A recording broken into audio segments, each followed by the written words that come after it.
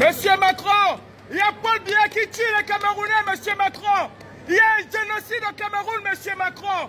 Paul Biya tue les Camerounais, monsieur Macron. Nous sommes des Camerounais, nous sommes des morts, monsieur Macron. Monsieur Macron, s'il vous plaît, monsieur Macron, s'il vous plaît. Oui, monsieur Macron. Monsieur Macron, mon pays, il y a un génocide au Cameroun, monsieur Macron. S'il vous plaît, monsieur Macron, il y a un génocide au Cameroun, monsieur Macron. C'est un honneur pour moi, c'est un plaisir de vous voir, monsieur Macron. Moi aussi. Il y a plus de 22 morts. Je sais. Qui sont morts calcinés, monsieur Macron. Je sais ça. Nous sommes des Camerounais et nous souffrons. J'ai pris la Méditerranée, monsieur Macron, je vous ai écrit et vous avez répondu. Vous savez mon engagement sur ce sujet. J'ai mis la pression sur Paul Biya pour que d'abord il traite le sujet de la zone anglophone et ses opposants. J'avais dit, je ne veux pas qu'on se voit à Lyon tant que le général Camteau n'est pas libéré. Il a été libéré parce qu'on a mis la pression. Là, la situation est en train de se redégrader. Je vais appeler la semaine prochaine le président Biya et on mettra le maximum de pression pour que cette situation cesse. Je suis totalement au courant et totalement impliqué sur les violences qui se passent au Cameroun et qui sont intolérables. Donc je voulais vraiment... je vous remercie. Je fais le maximum. Macron. Je vous remercie, monsieur Macron. Mais il y a plus de 12 000 morts aujourd'hui. Nous, les jeunes Camerounais, nous prenons la Méditerranée parce que nous avons à la tête de nos États des dictateurs. Monsieur Macron, la France est un État de droit. La France est un pays de droits de l'homme. Elle ne peut pas soutenir les dictateurs. L'Afrique a besoin du soutien de la France, monsieur Macron. Là-dessus, je le redirai clairement, je vais reparler à Jeune Afrique. Nous sommes très clairs. Simplement, la France, elle est toujours prise dans un rôle, si je puis dire, compliqué en Afrique. Nous sommes un État de droit, nous défendons l'État de droit partout.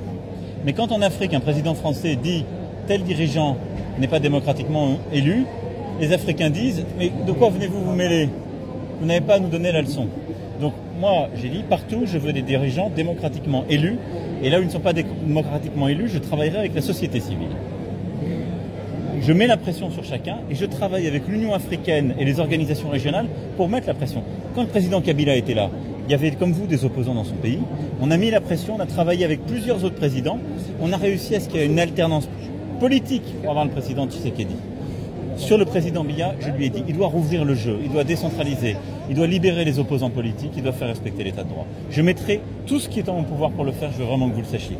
Mais ce n'est pas la France qui peut faire la démocratie au Cameroun à la place des Camerounaises et des Camerounais. Je le comprends, monsieur le président, sauf que quand il vient de prendre de l'argent en Afrique, quand il vient vous prendre de l'argent, c'est pas un ingérence. Si la France donne de l'argent au président africain. Non, moi là-dessus on est très vigilant, j'aurai l'occasion d'y revenir dans notre stratégie sur l'aide publique au développement. Nous finançons des projets. On ne donne pas d'argent à un président ou à un gouvernant. Sauf que ces projets que vous financez sont détournés.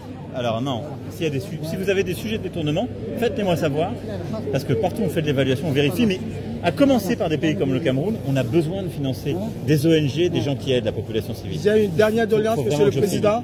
Il y a des opposants au Cameroun, il y a une femme, Rosa Ndimeni, qui est en prison tout simplement parce qu'elle a demandé le boycott. Est-ce que vous pouvez faire qu'on libère ces gens? Parce qu'on sait que quand vous passez un coup de fil à M. Biya, il le fait.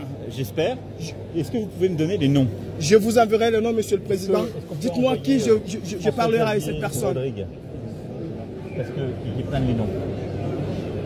Rosa Ndimeni, Mamadou Mota. Mais si je vous dis oui, je vais les oublier. Je ne vais pas vous mentir. D'accord, monsieur le président. Je préfère qu'il y ait quelqu'un qui les note. D'accord, monsieur le président. Et qui les donne à mon conseiller africain. Je suis juste un activiste. Je suis un activiste. J'ai pris la Méditerranée pour venir en France. La France est un état de droit et ne peut pas supporter ce genre de choses. Très bien. Oui, pardon. Monsieur va vous donner des noms qu'il faut me donner à Franck Paris pour mon appel à Biya. Merci, monsieur. Merci, monsieur. Merci. Merci, monsieur le président. Bonjour. Bonjour à vous. Voilà. Comment allez-vous, madame? On continue. Vous allez bien? Oui. Bonjour, madame. Pardon. Comment vous voulez qu'on fasse? Vous me faites un mail avec les noms? Oui, ça vous va? Oui, monsieur. Vous arrivez à le faire rapidement? Oui, je peux vous faire le mail, mais demain, je prends le temps de répertorier. Je vous donne ma carte. Merci, monsieur. Mon mail est là. Merci, monsieur. Merci beaucoup. Merci. Voilà.